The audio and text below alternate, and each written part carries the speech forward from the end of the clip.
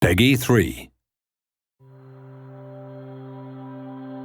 The pressure of the first big game you're working on, all of a sudden it's a thing that's like, you really can't talk about it to anyone. I was coming to work with butterflies each day. Whew, this is by far the biggest thing I've ever worked on. And I try not to let it go to my head and try not to get too in the clouds about it.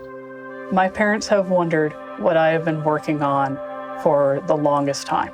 It's always like two questions that come out. It's like, one, are you still employed? And two, can you tell me what you're working on? My brother's a big fan, so this is a big secret I had to keep from him. I don't even know what to say. Hey, look, I'm working on KSP 2.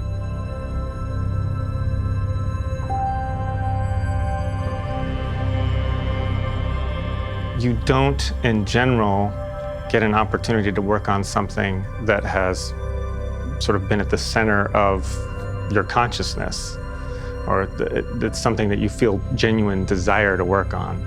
And from that perspective, this opportunity is very hard for me to process even now.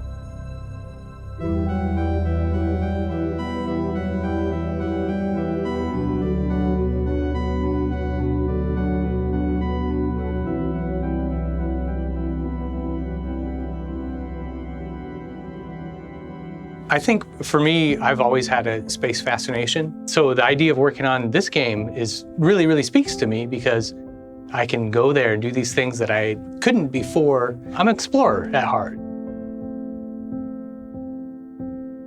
This is a game that merely gives you toys to play with and an infinite playground in which to play with them. And the things that you create, the problems that you solve, they can be as challenging as you want them to be. I haven't yet found the upper limit of what you can do, even in the original game. And we're expanding it times 1,000. KSP has always been a fascinating game to me. There are very few games that have been able to take science and turn it into something that's truly fun.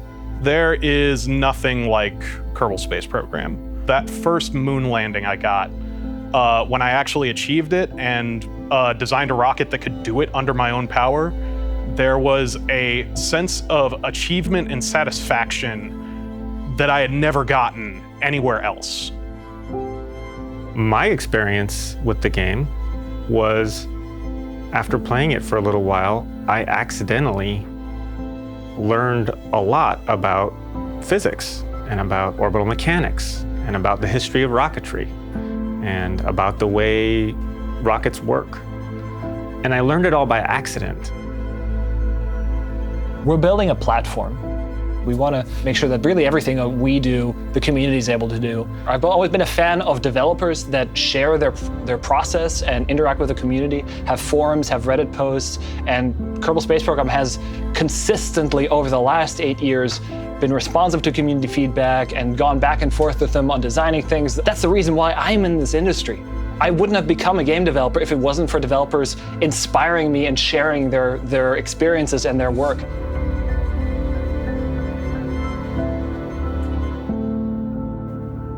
In the beginning, there were two guys. It was sort of an experiment.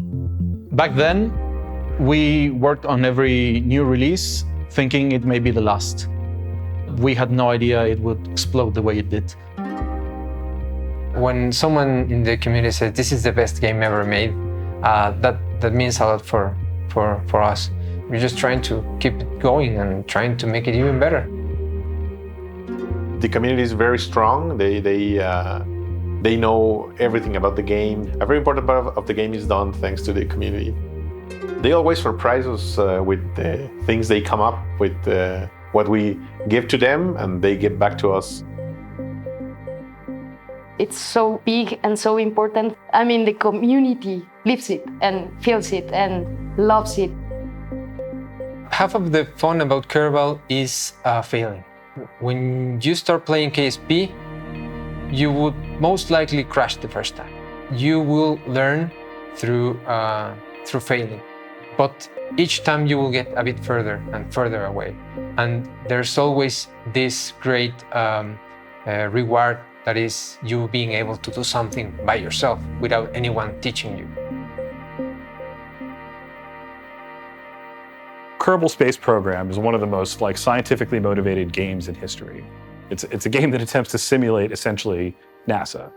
So Nate's asking me questions like we were at a conference together. So I go to conferences to learn about the details of the formation and evolution of planetary systems and kind of what are the limits of the future space telescopes and things that we're going to build.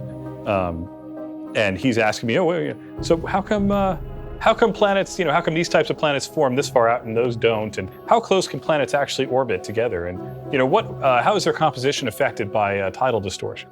I mean, these are questions that you need to run large-scale simulations to figure out the answer to, and we still don't know astrophysically. We're trying to observe these things. So he's exactly the right sort of person to lead an effort to take something realistic and turn it into something fun.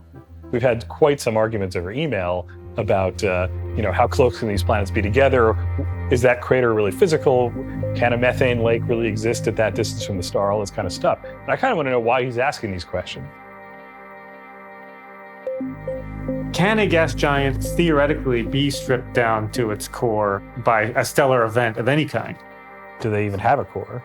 So there is a story that we can tell around high-speed oblique collision, recent, so that there hasn't been an opportunity for this lava to cool. Normal stars in the main sequence have a specific temperature and brightness. And we believe from observations that essentially those two are locked together, they're codependent. I mean, that was a light bulb moment, right? There's something I've never seen in popular media. Have you? The big ring system? Well, no, the notion that a young star system might be full of ringed planets. I've never heard that in my entire life. People barely talk about young star systems at all.